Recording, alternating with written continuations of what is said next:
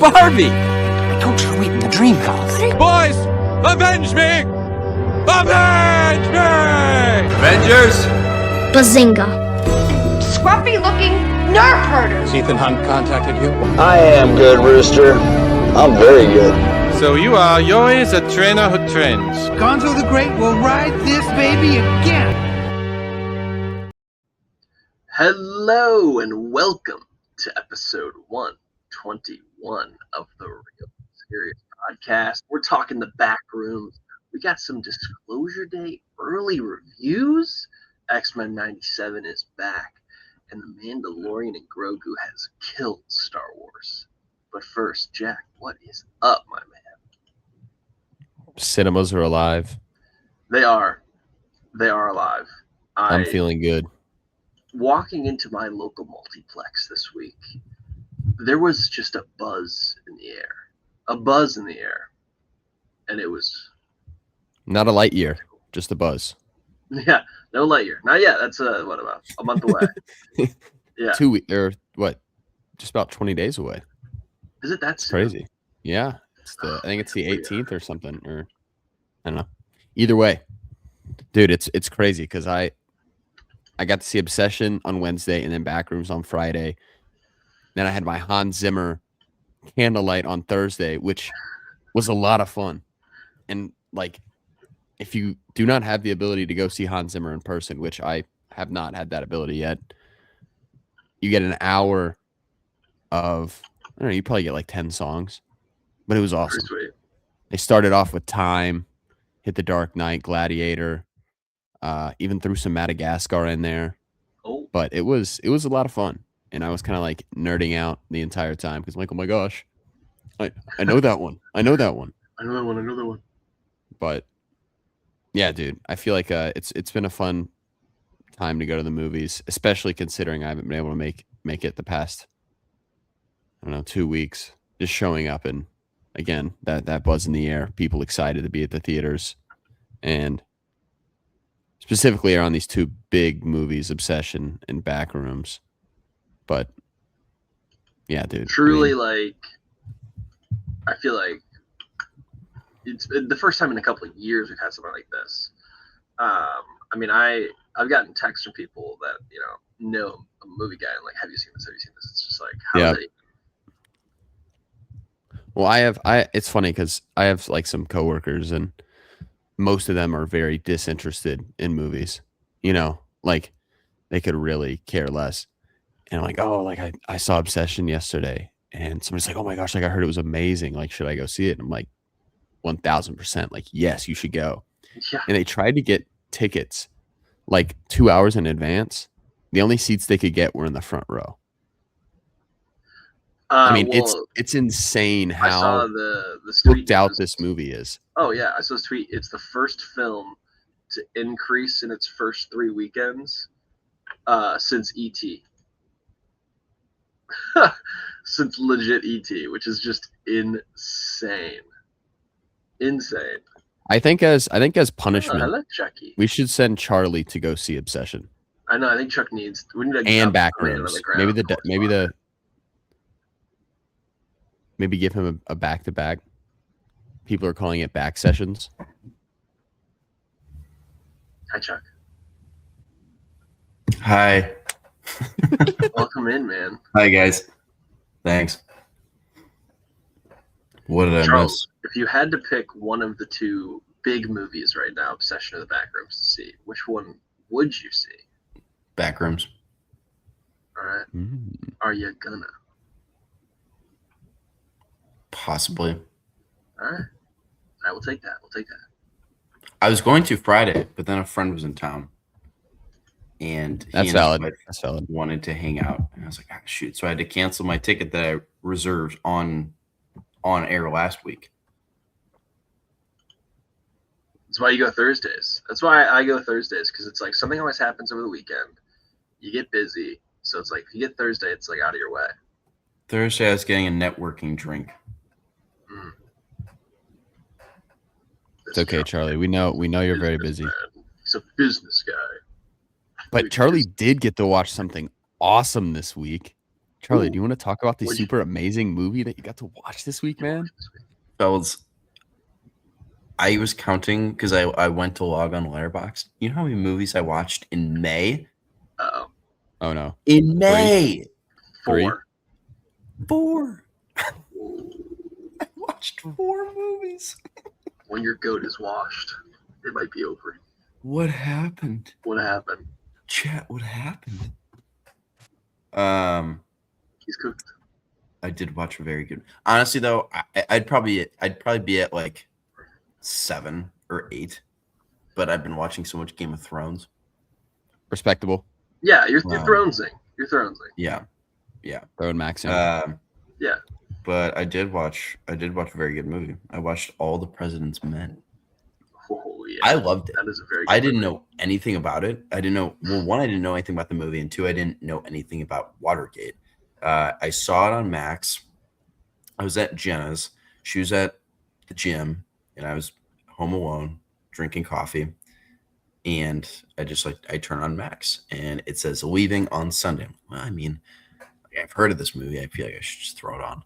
So I throw it on, and within 5 minutes, I had to go into Google and look up what Watergate actually was, because I feel like no one actually knows what Watergate was. They just know Nixon was involved and he resigned over it. Yeah. But I thought it rocked. Like, super compelling. Obviously, super compelling story. Very well acted. No surprise there. Reminded me a lot of oh gosh, what was I thinking about during it? Gives me Zodiac vibes, but like Savage was Zodiac. I was kind getting of- Zodiac vibes. it kind of like laid the ground for that like investigative journalism type movie. But obviously, like, the stakes are very high, but not necessarily, you're not dealing with a killer. You're just dealing with, corrupt government officials. Which I think is so awesome. Zodiac was. It's crazy that you but like you feel the same thing. I feel like it points in that movie, like when he's talking to, oh my gosh, I'm totally blanking on the name of the guy he'd meet in the parking garage. Yes, Deep Throat. When he would meet up with Deep Throat, those scenes were kind of like eerie, like dark, terrifying. Yeah, dude, the split diopter shots go crazy in that movie too. They're just I saw. How many can we fit it? Review, and then I had to look that up as well, hand up. But then every time I noticed the shot, and they're so cool. What are some other movies that use that I would know, or our listeners would know? I just watched, or Jaws has a good use of split diopter shots, right? Mm-hmm. I just watched Jennifer's Body. Dude, there's like 5 split diopter shots in that thing. Like, I'm just turning this on, like, all right, it's on the list of top 250 films on Letterboxd with the most fans. Let's see what we're working with here. Immediately, within the first, 10 minutes, they throw me at least 2 of those. And I'm the first Mission Impossible has quite a few in the scene where he's in the Langley heist. Oh, yeah, then they have the rat where he's... Yeah, the rat. You can see the face of Now, the rat. For our listeners that don't know what a split diopter shot is, do either of you guys want to explain? Yeah, I'm pretty sure the best way to explain it is like when the lens is it truly is a split lens that can focus on both the foreground and the background simultaneously. So in this film, yeah, continue. Sorry, but like the foreground's background is blurry, and then the background's foreground is blurry, if that makes sense. So it's like it looks like 2 normal shots kind of together with like a middle line, it works really well. Yeah, you know it when you see it. In this movie, the way they use it is they'll show like a TV, and it'll be some Richard Nixon press conference, or when he was getting sworn in, inaugurated, I think is what it should be called. But then in the background, you can see very clearly the 2 main characters, Robert Redford and Dustin Hoffman, like typing away at their computers, like during all of it. Really great movie. Gave it 4.5 stars. I did look up the Steelbook. I thought about buying it. It's not very expensive, and it's pretty cool. But are you back in the physical media game? I never left. Okay. I haven't heard any updates from you in a while. I haven't been going to the flea market. There you go. Garage sales. It is garage sale season. Dude, speaking of physical media, like 2 weeks ago when I posted my like physical media collection, because I'm like, all right, I have like 30 something DVDs. Like, I'm just gonna record that and post it now before at some point I have like too many and making that video is just like impossible. But people are like, dude, 34 DVDs in 2 years? Man, you suck at collecting physical media. I'm just like, what? I'm just like, hey, baby. I'm not made of money. Quality over quantity. I did think you had more than 34. Yeah, if I would have guessed in the mid-50s, probably. Yeah, it is kind of crazy that it's only 35. But yeah. All right, you want to get into the back rooms? Chuck, do you want to? Oh yeah. Do you want to mute yourself for this, or do you want to hear about it? You want to do the non-spoiler first? Yeah, we'll go non-spoiler. We'll Charlie can hear it, and then we'll hop into a spoiler session. We'll go non-spoiler. All right, let me read the synopsis here real quick. All right. The Backrooms, directed by 20-year-old Kane Parsons, who got to start making YouTube videos about the same thing, the Backrooms, starring Renee Rizva, who's a very up-and-coming. She's like already nominated for much stuff. She's in that Fjord movie later this year. Buy your stock early, folks. Chiwetel Ejiofor, Finn Bennett, and Lupita Maxwell, and Mark Duplass shows up for like 12 seconds and is awesome. The Backrooms, Jack, thoughts? Okay, so as someone that I've never experienced any of the YouTube lore, I had no idea what it really was about other than what I'd received from the trailer, and I knew that this was a 20-year-old director. Like, that's it. And I knew that they had two very talented actors leading this movie. What I expected out of this movie was an eerie experience exploring the Backrooms. I was not expecting a plot line that would take me from point A to point B. I was like, all right, we're going to start point A, and I'm going to feel a whole lot, and somehow we're going to show up at point B. That's like what I expected from this movie. And I really liked it. I feel like this movie does a really good job of allowing you to experience that like terrifying feeling of being in the back rooms and exploring the back rooms. I feel like every single new room you go into, there's something exciting about it. There's something scary about it. But I honestly could have spent another hour of them just exploring this place. And that's maybe one of my criticisms of the movie, amongst the few that I have. But I think I could have spent more time just exploring the back rooms and the found footage bits, the opening sequence, the first 10 minutes. That's not really a spoiler because as soon as you start the movie, you're going to see it. But it like perfectly sets the tone for what you should expect over the course of the next hour and 30 minutes. If you like horror, if you like psychological horror, and I feel like this should be right up your alley. And I'm surprised if this is your genre, you got to go see this. Yeah, no, I feel very similar. I was like familiar with the Backrooms, not like in like the I know the lore sense or anything like that, but like I watched a couple of the videos on YouTube, and once I started the trailers and stuff started to drop, I was like, all right, I know this. I think this is just like really well done from a filmmaking perspective. It's so controlled, which I think is like extremely impressive, especially for like a 20-year-old first-time feature filmmaker. It's very restrained as well, which I think actually works to its benefit extremely, extremely well. And I'm with you. Like, I wanted to spend more time in the back rooms, but I think also too, like the point is to, you get just bits and pieces of it. Like, it's not here to answer, what is this place? Like, where does it come from? Like, what's all it's like, that's not the point of this movie. And it's not also, I think, the point of any of it. Like, the Mark Duplass character, towards the end, like, he wants to know that stuff. And it's just like, that's not what this was. Like, that, like, it's not at all what this was. And I think they make, fun of that too. It's like, how would you even describe it? It's like, I don't know. So it's like, all right, instead of describing it, it's like describe the people that were involved in it, and that's what the story is here. And it actually works really well for me. I think I've seen people like who the story maybe doesn't resonate with in reviews and stuff, but I think it actually works really well because it is simple is not the right term, but like very straightforward. Like if you remove the backrooms of it all, like it's about two people who have very straightforward like issues with their lives, and here's how they deal with it. And I think that works really, really well. The practical sets though is like the standout for me. Yeah. Like, the fact that this world is so tangible and it's just like great. I really love this. This worked really well for me. It's my number 2 movie of the year for me. So big recommend for me on the Backrooms. I think I have it at number 2 right now as well. Yeah. We'll see. Obviously, that's still pretty early thoughts. So it'll be interesting to see how it sits with me and how I think of it. You know, the after more a little bit of time has passed, but right now I'm very high on it. Yeah, the more that I sit with it, the more I like it, which is pretty awesome.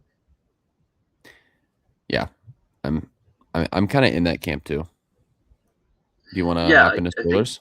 Yeah, let's do some spoilers. So, I think the entire relationship between Clark and Mary works really well because they're the same kind of people. Like they're the same. Like both dealing with a past that they don't super like, and then also dealing with like a life that they're not too pleased with. You know, his whole well, I am an architect, I think is great. It's just like a life you could have had and a life you should have had. And him, even in the office, like he's almost making his own backrooms every single day of just like drawing these buildings that will never ever exist.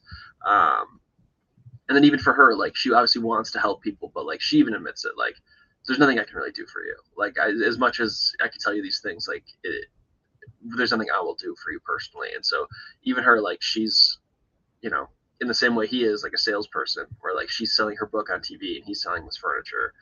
And then they're both like just lonely people, like even her in her apartment and stuff, like she's just by herself. And so I think it is interesting to see how those two, you know, go together.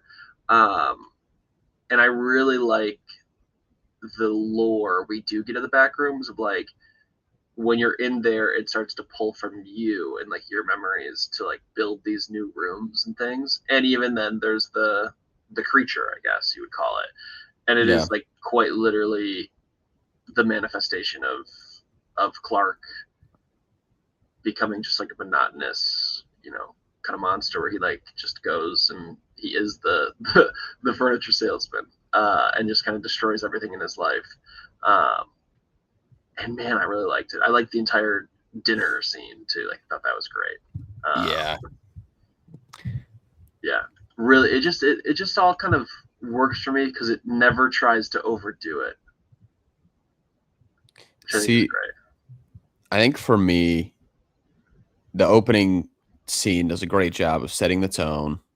You learn more about these characters, who they are, and why they eventually get pulled into the back rooms. And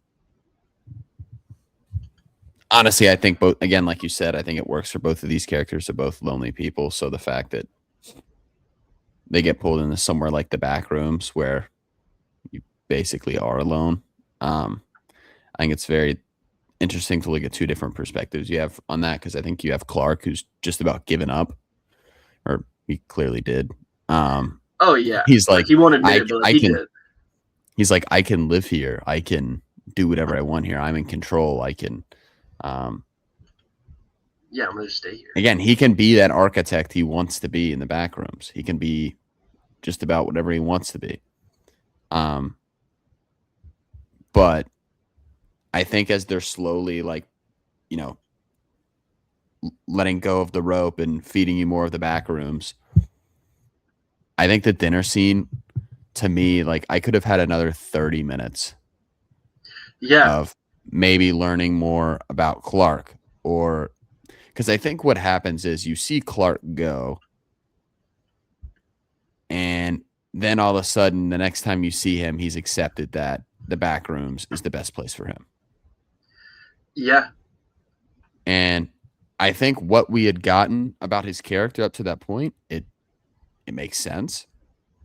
But I think maybe maybe he already was insane, you know?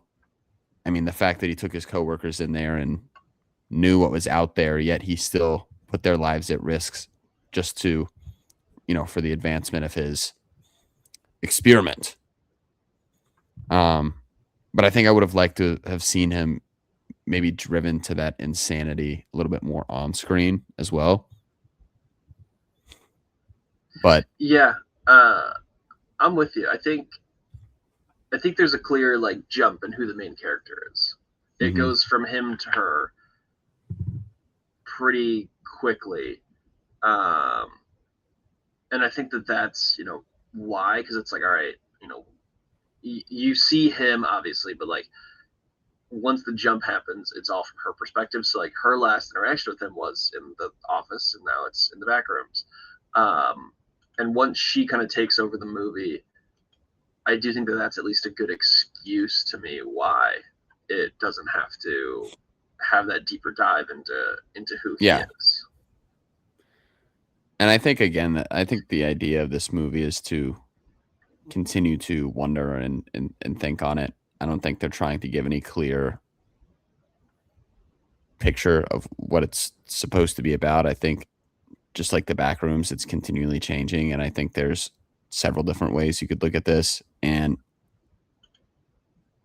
something that really resonated with me that I'm constantly seeing online is like, this is not a movie you want to like try and dissect and understand and like map it out, because that's just not going to work for you. But it's like how this movie made you feel. And this movie made me feel so much. I mean, just the fear and anxiety I got from this movie, I don't get that very often. So I agree. And I don't know. I mean, they could have made this movie 3 hours. Heading into it, sure, what I would have been like, wow, a 3 hours Backrooms movie. That's a really long time. But I think I honestly could have done it. Maybe get some more players involved. And I think that this is like it's just like a story in the Backrooms. Like I think that's the interesting way to look at it, is like, the Backrooms maybe has like infinite stories, people falling in or finding it. It's like, this is just one story of the Backrooms, and there's a million others that you could just jump into anytime, which I don't know if they're going to make more of these. Like, I mean, obviously the box office is insane on this, but like if they do, I think that's like an interesting way to kind of do it. It's just like each one is just, it doesn't even connect at all to the last one. The only kind of through line is either maybe the company, like Async, and the Backrooms itself, but like different time periods and different, like, that will be very interesting to me, the way to kind of go about doing this. And this is not a fully thought out idea or explanation, but I feel like the commentary was very well done on the idea that the more actions, the more you sit in your current way of life, the harder it is to leave. Yeah. And it's like those neural pathways to where you just get comfortable and you kind of stay in your own lane and you never change. I just think the Backrooms was a perfect space to discuss that, because it's constantly changing, and your brain is like, when you're turning a corner, you just could not expect to see. You would not expect what you're going to see. But I just thought the idea that you have these people that are so, or at least Clark's character, that is just so stuck in his ways, and he comes to the Backrooms, that is such a unique place. And that's where he says, you know what, I'm going to set up shop here. And that's honestly, I thought the conversation at the end with the I'm totally blanking on the Async guy, where he's like, yeah, we used to sell MRI machines, but like we came here and we're like, this is the coolest place ever. Yeah. And I think it's also like something within us wants to explore. Like it wants to find new things, but like sometimes it's easy to get,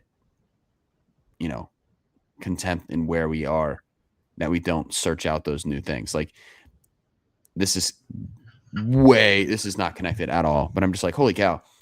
To think that there were like countries like hundreds and hundreds of years ago that were just like undiscovered. Yeah. And like there were explorers that would go out and just be like, I have no idea what's out there. It could kill me. I'm going to go check it out anyway. And I feel like the same goes for space, but that exploration is going to take much, much longer. But I think it continues to show the human spirit to want to explore. I got the little meme in my head when he was in the back rooms. I was thinking like, this is just like a Minecraft cave when you're a kid. And you just like mine through the back of some mountain, and then there's just this massive cave and you just get lost. It's exactly what the Backrooms is. Yeah, and I think that'd almost be like an interesting, like next Backrooms is like someone who's like that, more like an explorer of like, you could almost find a person who, I think even today you find people like there's no real like explorers anymore because a lot of the world is like just discovered. Like that would be an interesting kind of person who was like interested in going to the Backrooms. Yeah. But no, I mean I really like this overall. I think it was just really, really, really good. Just really good. Yeah, this is a really bad movie to go to the theaters and have people talking next to you or. I had a I was worried I'm a back sitter. I sit in the back. So I see everyone coming in. And I was a little worried because there was a lot of teenagers and things like that. I tell you what, man, they were great. No one anything the whole time. Impressed. It's lovely to hear. Impressed. The two people next to me could not stay off their phones. Oh, that's so annoying. Brightness was dimmed, but I was like, bro, come on. I'm like, who are you texting? Yeah. I don't know. It is what it is. Theater etiquette, unfortunately, no longer exists. But yeah, that's the Backrooms. What did you give out of 100? I give it 88. I'm probably like at a 83. Nice. All right, let's wave Chucky back, and we'll get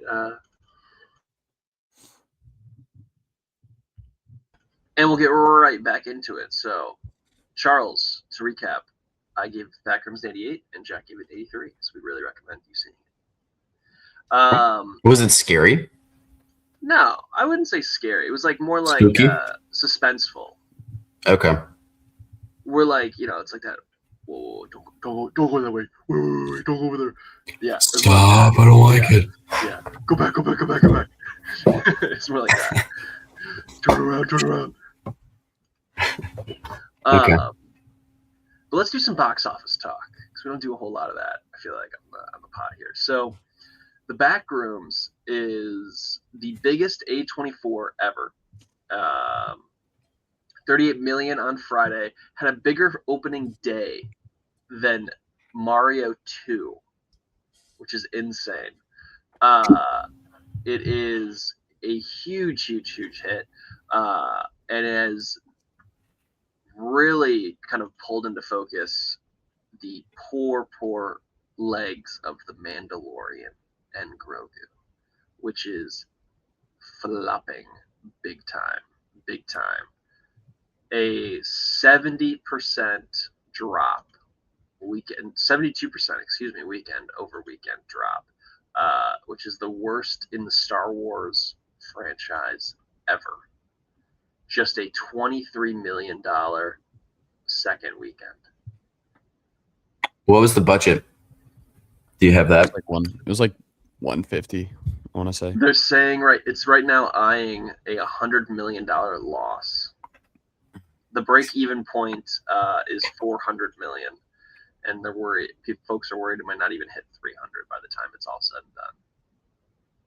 Oh my gosh! I think it's safe to say Star Wars is dead. I wonder what they'll do. See, to me, I'm not exactly like, oh, Star Wars is dead. I just think like The Mandalorian and Grogu. I think from everyone that saw the this is how I felt about the trailer. is that the trailer looked like it was not nearly as good of quality as we've gotten from Star Wars films in the past. It looked like it could have been thrown on Disney Plus just from the trailer alone. Yeah, it looked And I lazy. think we were already kind of wondering why this was going to be a movie in the first place. Yeah. So I'm not exactly like Star Wars is completely gone. I just think this is certainly shows the state of where Star Wars is currently headed if they don't get their act together. Because it's showing that, Star Wars fans aren't just going to show up and clap and be like, oh, this is the greatest movie ever, and go tell their friends and tell them to go see something that's not worth their time. So I'm still like, you know what? Star Wars Starfighter could be okay. And I feel like okay is, it's not saying much. But I mean, until we get a trailer for that, honestly, we've said this before. We think Star Wars needs a rest. Yeah, but 7 years, like that was the rest. Like it. I mean, 7 years between movies, and arguably, I mean, like yeah, I mean, there hasn't been a season in a little while, but like, The Mandalorian and Grogu was like a cultural moment.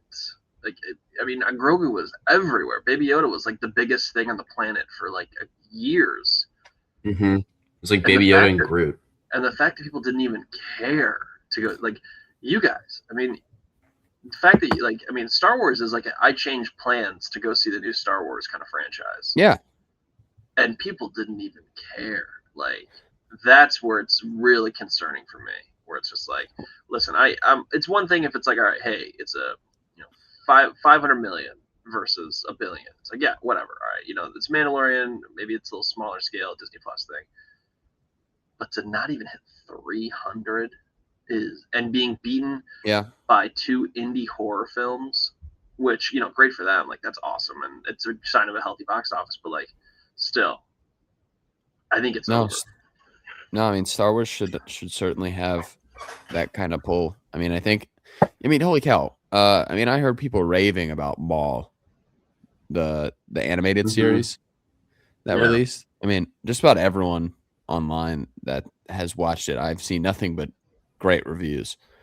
I just think that for Star Wars to make their return with this movie, it just should have never been this movie. Like, this never should have been a movie. Yeah. I mean, like, the Book of Boba Fett was Mandalorian and Grogu season 2.5. Yeah.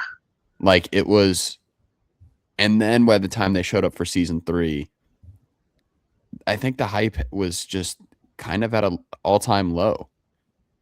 And then people weren't satisfied with season 3.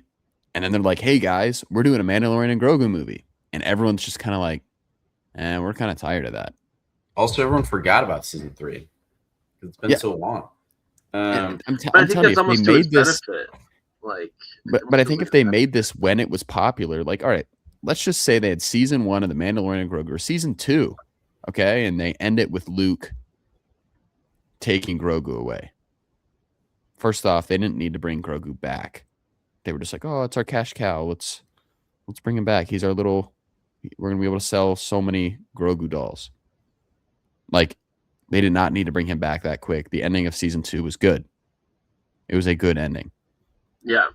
If they had made the movie after that, a couple of years later, I think people would have cared more. And I think there would have been a better, like, I can't speak to the storyline in the movie because I didn't see it. And I don't want to just bash. I don't want to just bash on the movie. But like, all the reviews I'm hearing are that it just feels like, I mean, Hunter said it himself last week. It feels like 3 episodes thrown together. I think that's part of the problem too. Like, if this instead was if this was the story of the Mandalorian's last stand, like, if that was the story, it was like, hey, this is the end of the Mandalorian. Like, we're very clear in the marketing and everything. Like, this is it. Like, this is the end of the Mandalorian. One last adventure with him and Grogu. Then at least it's like, all right, that's a selling point. Like, let's watch the conclusion to this story.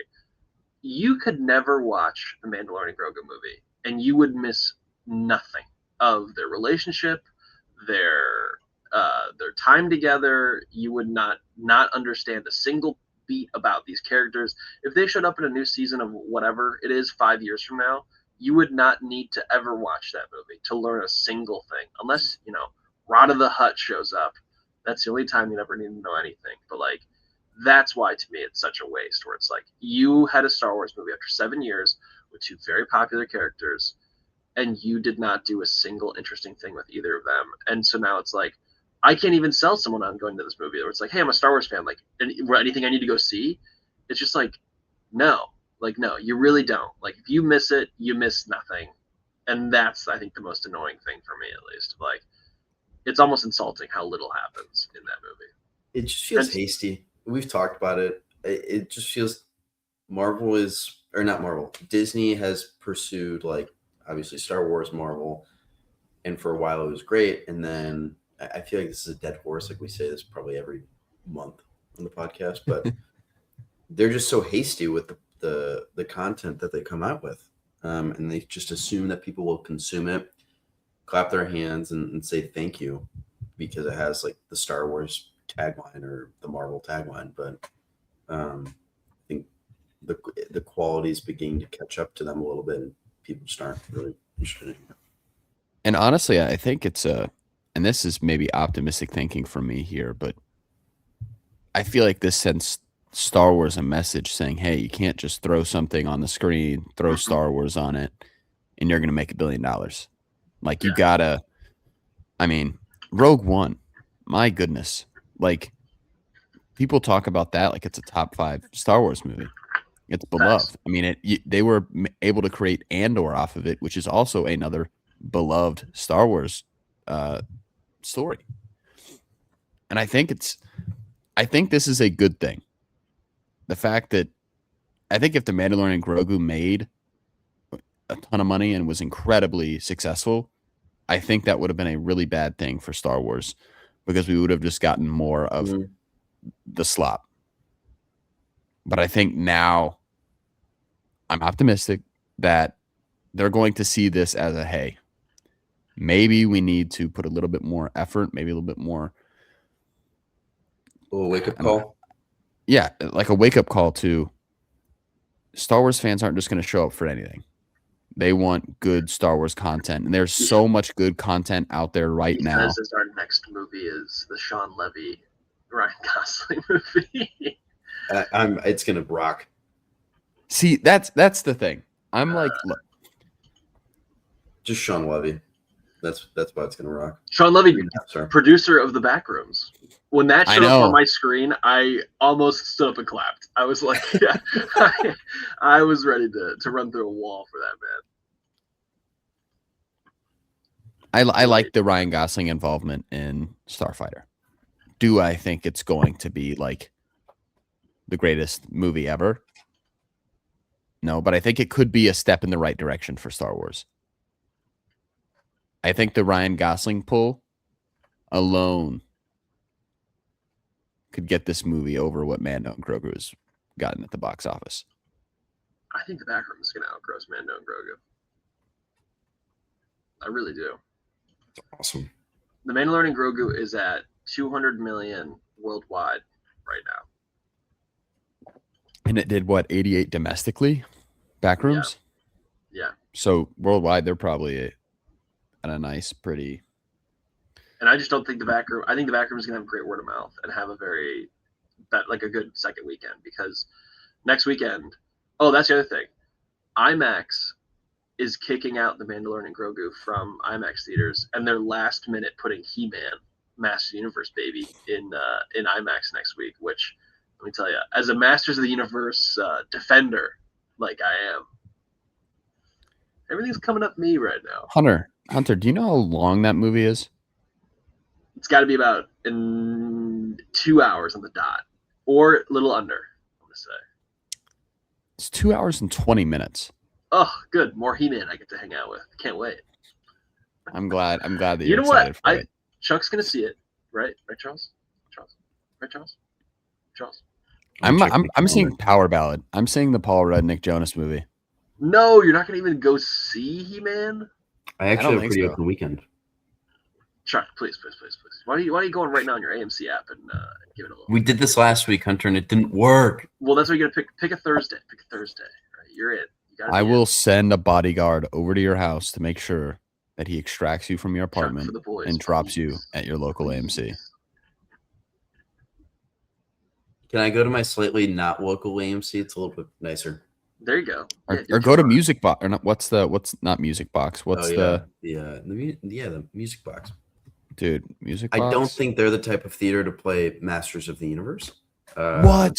No. But they don't have it on 70mm film. They don't have peak. You don't even get. You guys don't get it. I think you're all going to be theater. Amazing. But long story short, word of mouth is back. Yeah, people are talking about the movies again. Your favorite coworker is talking about movies again. Nate Bargatze's the breadwinner. That's what your favorite coworker is talking about. Yeah, probably. I'm telling you, dude. Next week, I already got my Masters Universe tickets. I got my next 3 lined up: Masters Universe, Disclosure Day, and Toy Story 5. Ready to roll. He's already got his popcorn pre-order. Oh, you can already get your Toy Story 5 tickets? Yeah, I'm doing Masters Universe early. I got a Wednesday screening of Masters Universe. Dude, they haven't. Man. Chuck, why don't you do that? That might be a little easier for you to swing. Wednesday? Yeah. Wednesday's date night. It sounds like a great date night. Go see Master Universe. I don't think I think you do an early Master Universe and then dinner after, so you can talk about the movie the whole dinner of how you could debrief, talk about how we felt Skeletor's progression as a character was, maybe deep dive into the lore. I will make the pitch. All right. I don't think that's a pitch that I can win though. It depends on how you sell it. You're a businessman. Sell it. Jenna doesn't strike me as a He-Man fan. I don't think I have the Jenna knows power. who He-Man is. But that's what you got to sell. No, you don't have to sell He-Man. You have to sell the female characters in Masters of the Universe. No, so you got to be like, have you considered a silly hat on Idris Elba? Have you considered that? Because I got a movie for you. Jenna, baby, have you ever heard of? Yeah, Could you imagine a Sean Levy movie not directed by Sean Levy? Well, I've got the movie for you. Dude, she's probably listening to this and is like, "Oh my gosh, I swear if Charlie takes me through this movie." Don't do it. I'm telling you, it's gonna be good. It's gonna be good, and you're all gonna feel silly about it. I'll be like, "Wow." But they have an early screening here on Monday. On Monday, I was gonna go. You lucky dog. I got plans. I'm busy. I know. Cancel. It sucks. No. Guys, let's pivot. Let's go to Masters of the Universe early this week. Yeah. Have you considered that we'd see it before anybody else? They'd be jealous, I think.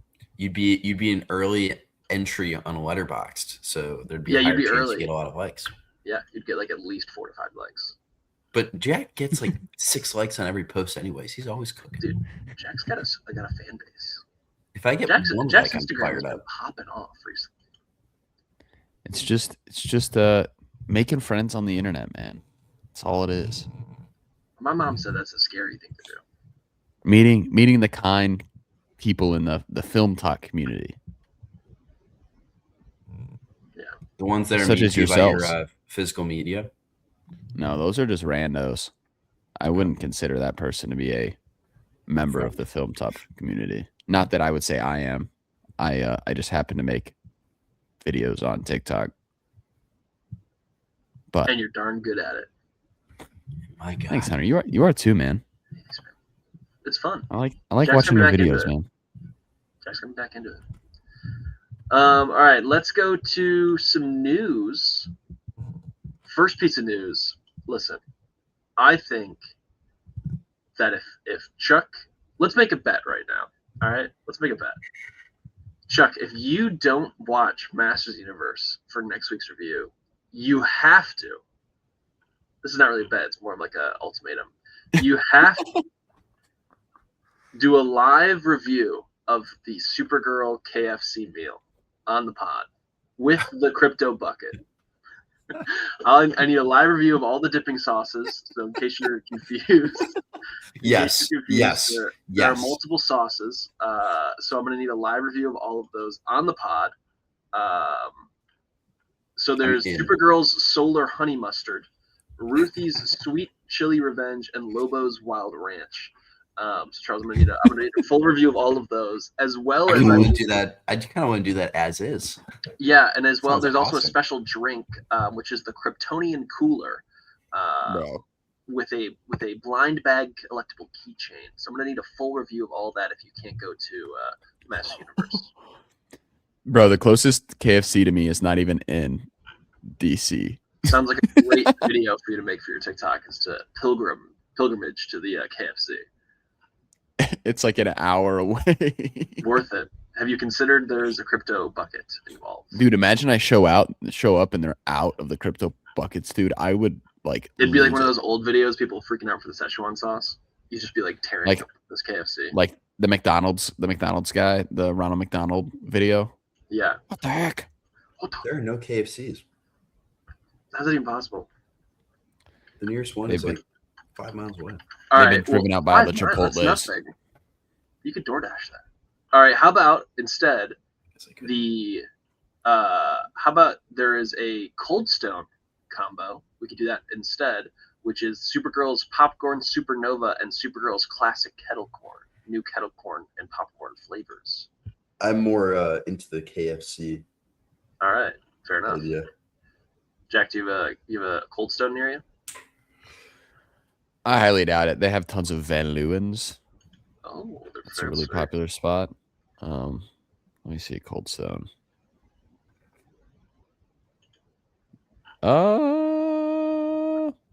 It comes in a special Supergirl cup, so I'm thinking. Yeah. I'm thinking. I could probably I might be able to DoorDash it one day. All right. I think we should do a full review of the pod of these flavored meals because we did not do any what was it? I'm trying to think of what it was. It was the Mando and Grogu Burger King collab. We did not do anything with, unfortunately. We missed out on that one. We're just promoting only the healthiest of foods for you and your families. For you and your families. This is not a paid promotion. No. But KFC, if you want to send us some buckets, I would love a bucket as well as some Lobo Wild Ranch.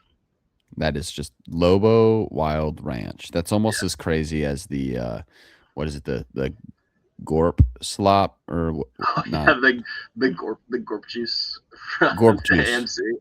Oh, I cannot wait to see what themed Slurpee comes at AMC for Supergirl. Yeah, what was it? What was it for Elio? I'm trying to It was Glorp juice or something. It was Glorp. Glorp juice. Yes. Yeah, it was Glorp juice. Uh, You gotta get your Glorp juice.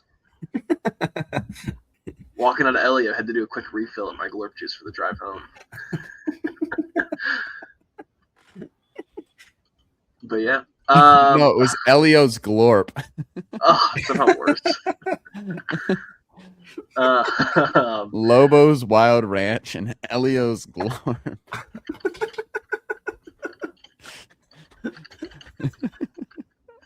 That's insane. All right, I'm done. All right. Next up is let's actually save Disclosure Day for the ending. Yeah. Enola Holmes 3, baby. Detective Enola Holmes heads to Malta where her aspirations merge in her most complex and dangerous case yet. Starring the one and only Millie Bobby Brown, Helen Bonham Carter, Hamish Patel, Henry Cavill, and Louis Partridge. I gotta tell you. Boo. Hang on. I'm gonna defend Enola Holmes here for 2 seconds. The first two are very serviceable streaming movies. She's got too much of an iPhone face for these now. That's a woman who's seen an iPhone face. Yeah, you know what I'm talking about, like iPhone face, where it's like, you got like work done, and so you can't like actually move your face. There was that clip of like Sydney Sweeney and that other actress from Euphoria a couple weeks ago going around where like Sydney Sweeney could actually like move her face, and the other woman couldn't. Never heard that before. I have never heard of that. Face? Oh, Thank you maybe for teaching me, Hunter. no problem. just- No problem. I didn't like the first Enola Holmes. Ah, so yeah, you're missing I out. thought it was pretty like. I'm waiting for the Sherlock spinoff, man. Henry Cavill's a good Sherlock Holmes. Did you see all the discourse about him this week? That like he looks old now. Everyone's calling him he's gotta ugly. be 50. He's got to be he's in mid 40s. He's 43. Yeah. There were some photos of him, and he just looked a little bit disheveled, like he wasn't dressed up or anything. And everyone's like, "He looks so old." I think now's your time to buy the Henry Cavill stock. I'm telling you. If you're gonna buy now, because I really think that next year, when that what's that Chad Stahelski movie he's doing coming out? What is it?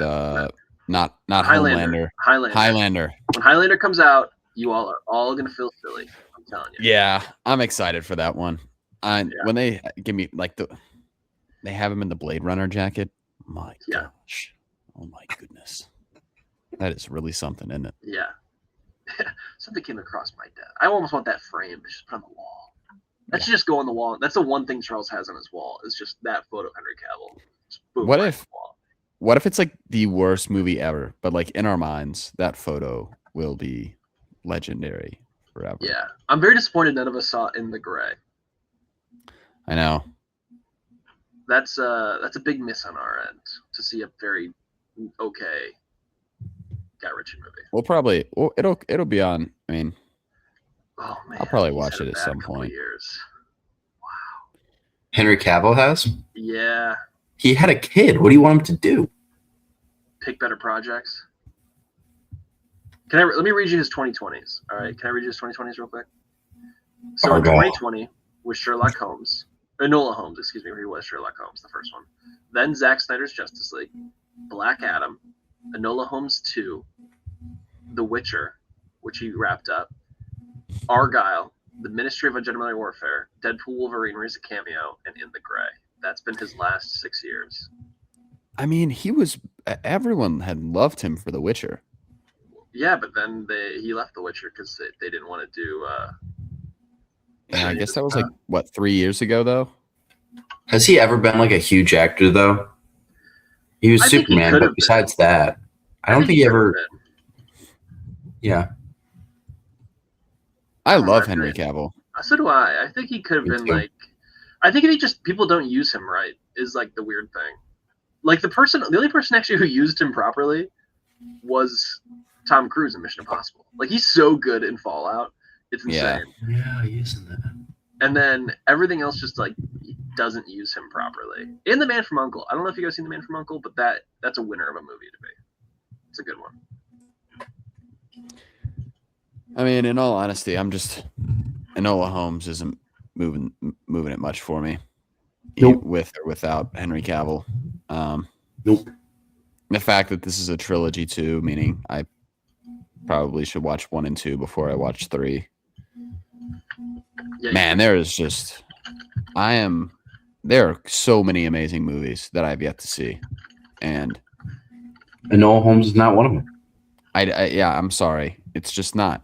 I just don't think it's for me, and it just doesn't really get me all that excited. And for those reasons, Jack is out. He's out. Yeah. But for this reason, could you be back in? And that is that there is a Masters of the Universe meal at Denny's right now. I don't have a Denny's down here or up here. It comes with a Skeletor shake.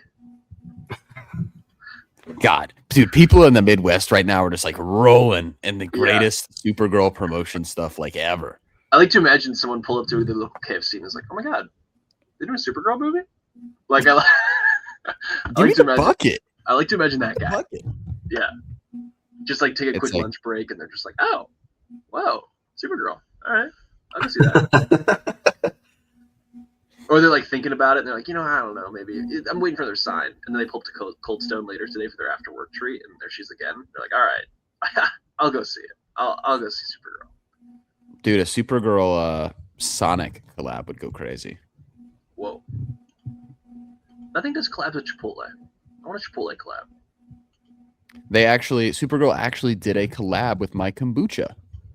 Oh. Funny enough. There you go. Yeah, the synergy. There's brand great kombucha. It's okay.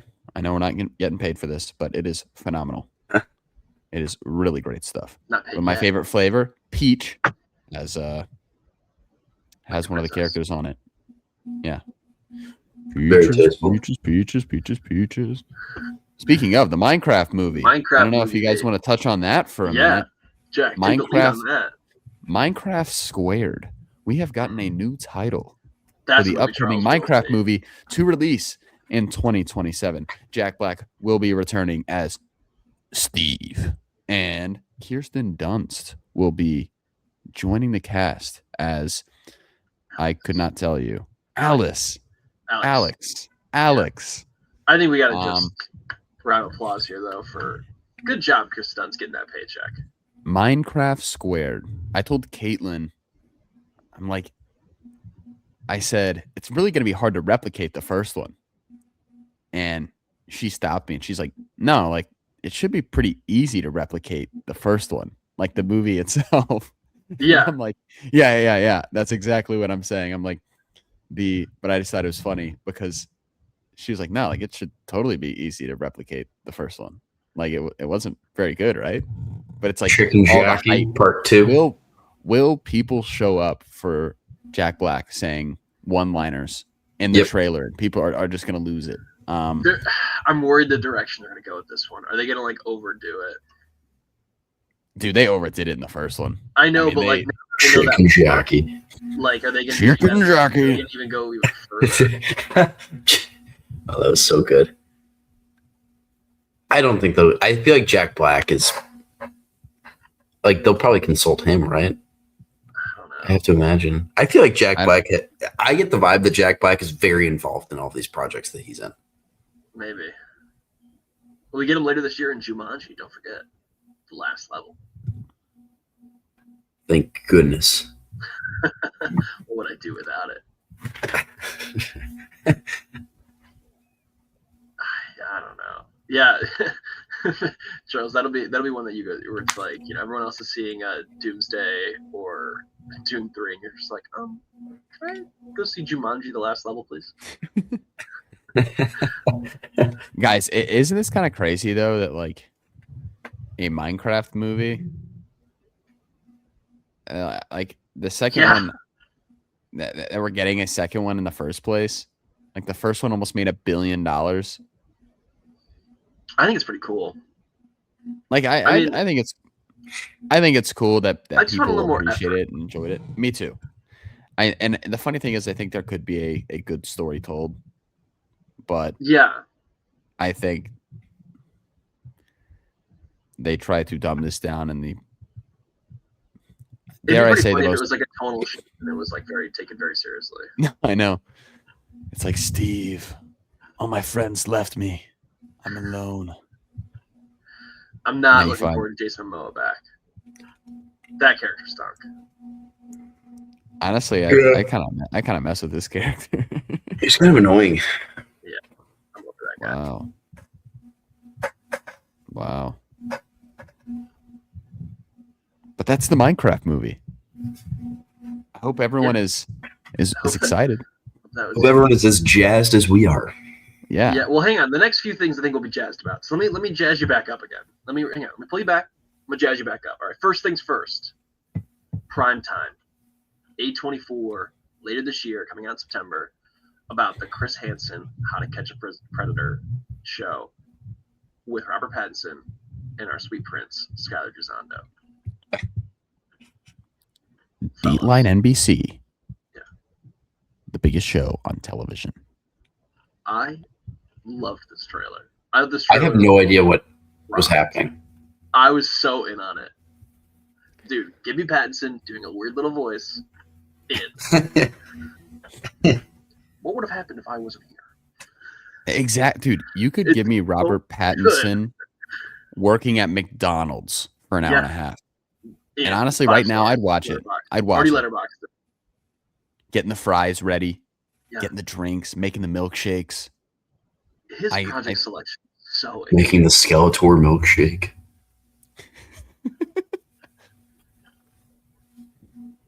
Dude, I'm pumped for this. It's funny because this is like something I never thought I would. when this showed up on my feed, I was like, what the heck? And then I watched the trailer and I'm like, it's exactly what you want from a trailer. It is. Exactly. It really is. Shows you Gives you everything nothing. and nothing. Gives me You know, all I need to know that I'm in. He has 4 more movies coming out this year, by the way, and he already was in the drama. Isn't that insane? He's the man. Give them to me. Like what? Just like what a career for him. So it's like, what? Very Dune, impressive. Dune, Odyssey, Primetime. What's the fourth one? I'm blanking on it. Here Comes the Flood, which is a Denzel Washington, Daisy Edgar Jones, Robert Pattinson movie. My goodness. Like even that, what a great little lineup. Yeah, he's kind of on fire. How old is he? Like late 30s? I think so. He's probably early 30s, right? He's born in '86, so Mid 30s? 40? he's 40. He's 40. Oh my exactly. gosh. Yeah, but I think this could be a really interesting movie. I think there's a lot of different ways they could spin it. Does anyone It's a know very has interesting the runtime been released for this movie? I'm not seeing anything relating to runtime. Okay. I'm just very curious as to how long this is because I think I've seen some stuff online saying that the director of this movie, Lance Oppenheim, is like apparently a big like documentary type filmmaker. Like his films feel very much like documentaries. Interesting. So I feel like that would be fitting for this one. But Do we know what this movie's about? Yeah, it's about the How to Catch a Predator TV show. Chris Hansen. I think there's a specific incident throughout the show that kind of resulted towards the end of the show's history that caused it to end. Go away. Yeah, there was like a really big lawsuit. I think it could intertwine some of that. I'm in on this. The Skyler man. Excited for him. Gisondo, man, he stays winning. Jimmy Olsen, Bruce Wayne together. Man, just rules. All right, next one. This is a Charles one. If I've ever had news that I thought to myself, Charles is on this. X-Men 97. Yep. Chuck, It rocked so much. you in on this trailer? Yes. It looks so good. I mean, because you're the Cyclops guy. I'm not the Cyclops guy. I thought you were a big Cyclops guy. I thought you were the Cyclops guy. What? Are we misremembering both of us ourselves? Who was that? But this looks so good. It looks, yeah. And it looks like a lot goes on. Yeah, like they're split up throughout time and trying to get back together. You got Apocalypse and like some other folks in there. Like, I saw Cable. Cable's cool. I like Cable. I'm an Iceman guy. Oh, that's right. Big Bobby Newport. Bobby. I'm just. I feel like it's been a minute. Like, when was the last season? A couple We years I ago? believe 4 we're years seeing ago. But I think they're trying to do like year. Now it's going to be yearly, so it's like 2 is this year, 3 is next year, 4 is in production for the following year, which is pretty cool. Nice. I thought this looked awesome, though. This did look really good. Very in on this. Mm-hmm. Very, very in. I honestly really like the trailer. I know you guys have been telling me to watch season 1 It's a quick watch. for a while. Yeah. Just quick. Right now I'm in the process of Spider Noir. Ooh, I'm 2 episodes in. Yeah, I'm 2 episodes in as well. Are you watching Look in at color us. or black and white? Funny enough, I watched the first one in black and white, Mhm. and I was like, "Ooh, I kind of want to change it over to color." So I changed the second one to color. But I think I'm gonna stick with black and white. I think You I can like change black at and any white. point, and it auto goes to the same Yeah. spot in the episode, which I've It's done a couple insane. times. Like I've done that a couple times just to Wow. see the difference. And I actually kind of like doing that, like going back and forth. The colors are. I mean, it is amazing that you can appreciate so much about it. Like when it's in black and white, just the entire tone of the show feels different versus Yeah, the But the colors color. look so good. But the too. color It's looks like, oh, amazing. I mean, it just I wanna watch pops that too. right off the screen. Wants to give you a big warm hug. I love it. I love it. Nick Cage. But point is, Just started that. I want to finish it. I wish that was a weekly thing. I hate that they just release it all at once. Like I know it's almost just too much. Where it's like I gotta slow myself. I know. And then there's like people that have watched all of it in one day, and I'm like, bro, How? I got a life. I can't do that. Yeah. Gotta watch the Backrooms. But exactly. But I'm gonna try and wrap that up, and then I think I might try and sneak in some X-Men 67. Yeah. Cool. Sorry, guys. Not a funny joke. I apologize. I thought it was pretty funny. All right. You don't have to.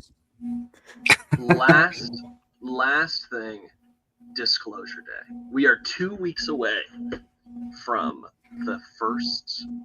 What is it? Steven Spielberg in like 4 years. That's his Fablemans. Streets are saying it's a home run.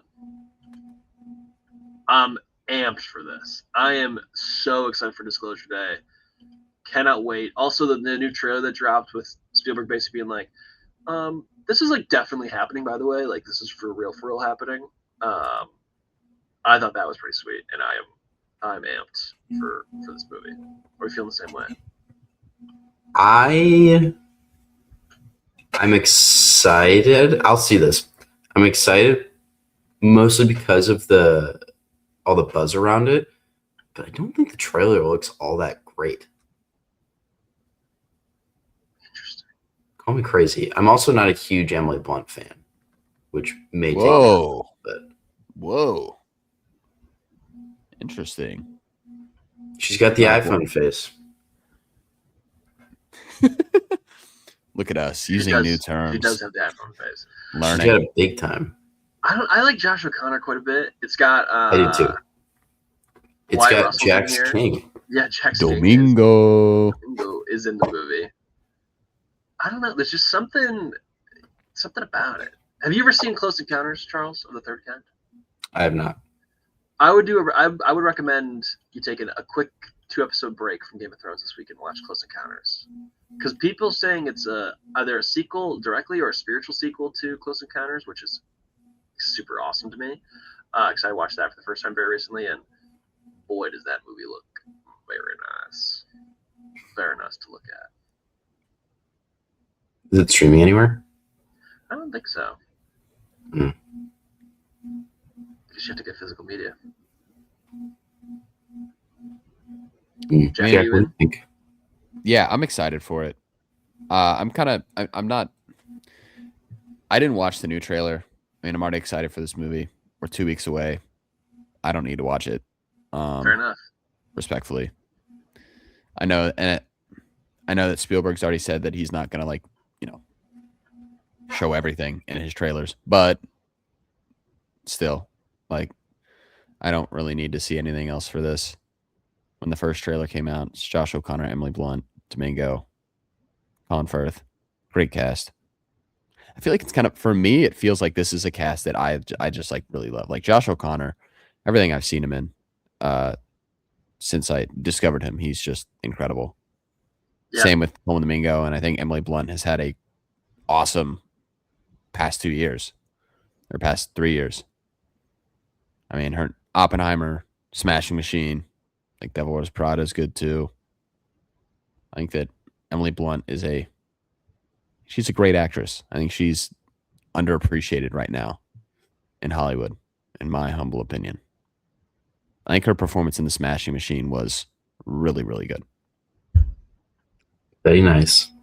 Very nice. No, I'm with you. I think she's really good, and part of the reviews are saying how good she is in it. So I'm very excited to see how this turns out in a couple weeks. I think from the normal. I'm forgetting how soon it is. I know, it is crazy that it's so close. I feel like it's weird because tickets dropped like 2 weeks before, and I'm like, whoa, that is. Yeah, usually it's like a month close. Out. Yeah, but no, I got mine. You're not crazy, Charlie. I don't think the trailer is like the best trailer I've ever seen. Groundbreaking. Like, for me, it's enough to. I'm glad they don't show a whole lot. And the idea, yeah. I mean, nice. when people are like, Caitlin has watched the trailer, she's just like, it kind of looks like okay. Yeah. I'm like I can see where someone comes, like, that's not how I feel, but I think I can totally understand how someone would think that. All right. Anything that's it for news and trailers and everything. Anything else you guys been watching this week that you liked? I had a couple things. Just got. Where you at in God? We are in the middle of season 2. All right. Um, Don't really remember, so I'm afraid to say anything. Not like a ton has happened recently. Everyone's kind of like separate right now. Arya's with all the dudes and on their way to the Night Watch. They got abducted. Now she's like the hand of the head Lannister. Oh yeah. Joffrey sucks still. You're not a big and then fan? all the Night Watch are like north of the Wall out exploring. That's kind of it. I had a couple things. I have continued 2 of my kind of quests. So, continuing my chronological Ghibli watch. So I saw Castle in the Sky this week. I thought it was okay. I give it 3 stars. Didn't really resonate with me in the same way as Nausicaa did last week. So I'm hoping next week is back to their banger. But very interesting, and actually ties to Charles a little bit. The robots in this movie directly inspired that robot movie from a couple years ago. What was that one? The one that Wild Robot? liked. Yeah, directly inspired that design. So I was watching it, I was like, it's the Wild Robot, and I had to Google it, and it was direct inspiration. Why was the first movie that popped into my head Chappie? Chappie.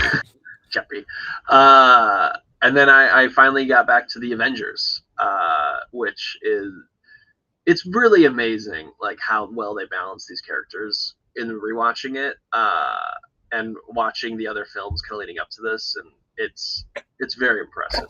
It does feel somehow small scale to me in a sense, even though they're saving like New York from a giant alien invasion. But something kind of fun about that. So next week is Iron Man 3, which I am because I don't think I've seen that in like over a decade. So excited to see that. And then I also watched a rom-com, which is I watched a 1996 directed by and starring Barbara Streisand rom-com with Jeff Bridges, with Pierce Brosnan in a very small and interesting role called The Mirror Has Two Faces, which is a bizarre movie about this guy, these 2 professors, and the guy is like,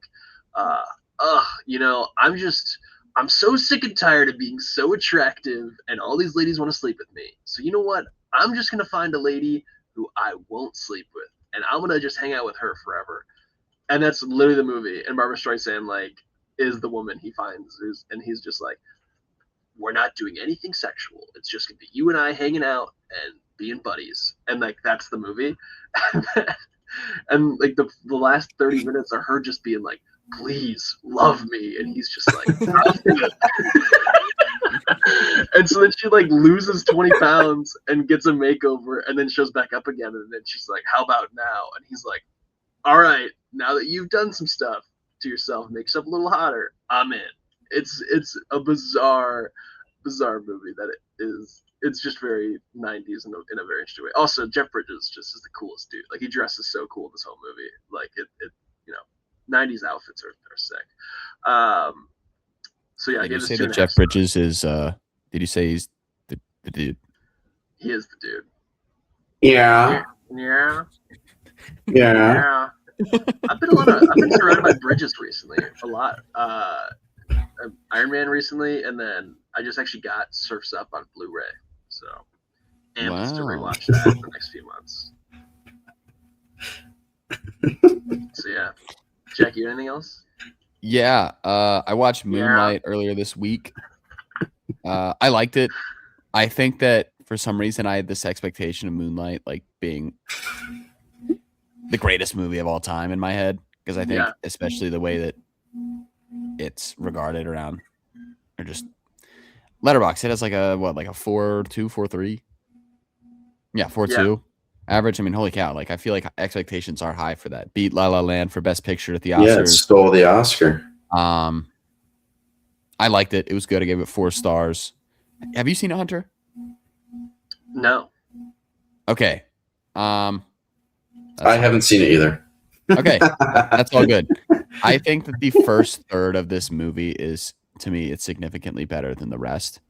And I think there's parts of the first third of this movie that I really wish they kind of carried over into the other areas. But I think it is like genuinely amazing how they are able to use 3 separate actors to play the same character and it doesn't feel weird. That's Like, I don't know if you guys are familiar with the story, but essentially it follows a character over 3 separate parts of his life. Like when he's kind of like a young child, and then just like a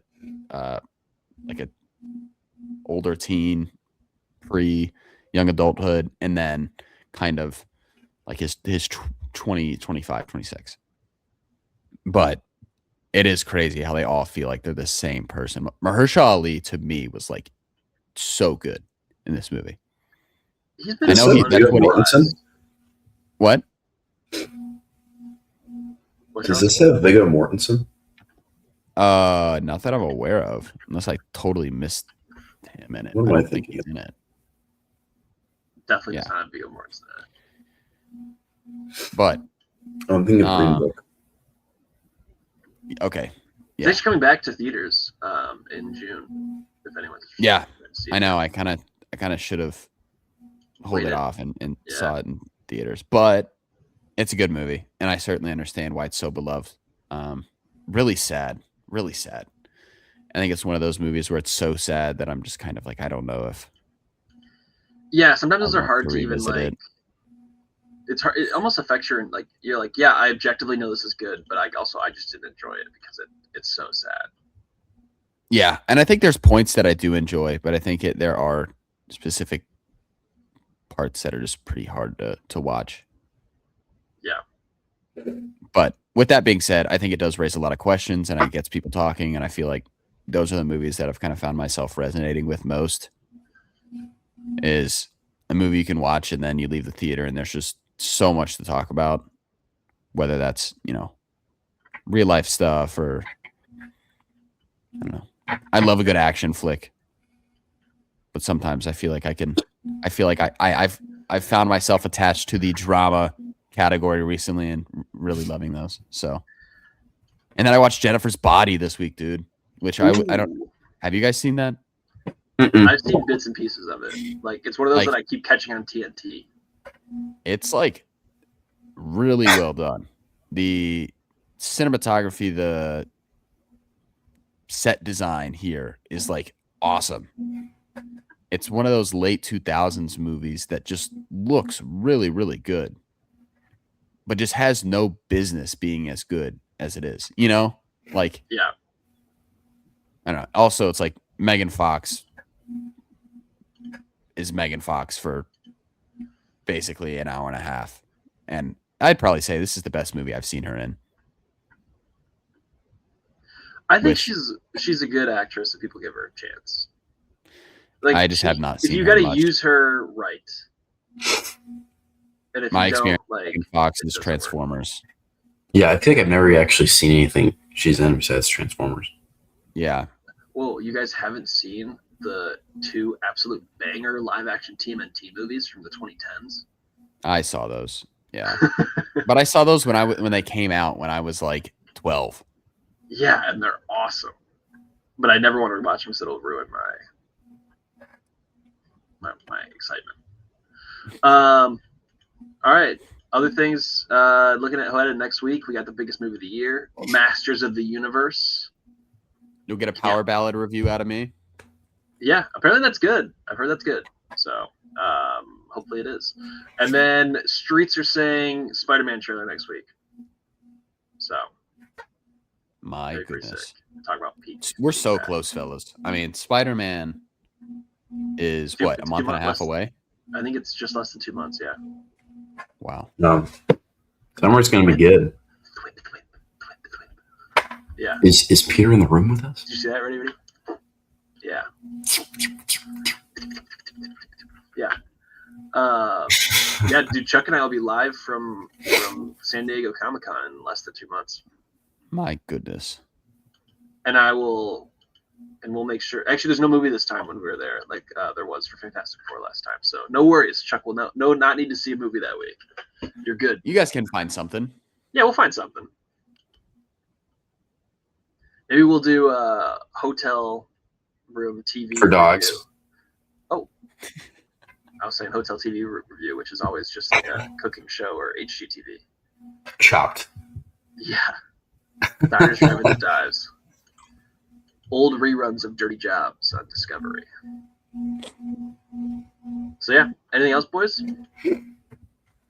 No. All right. Well, for Jack and Charles and Hunter, until next week, don't fall into the back rooms. Have a good one. Peace. Wait. Oh wait, I didn't. Never mind. Pranked. Bye. Hit the wrong button. Okay, take two. Boo boo. Bye. Bye.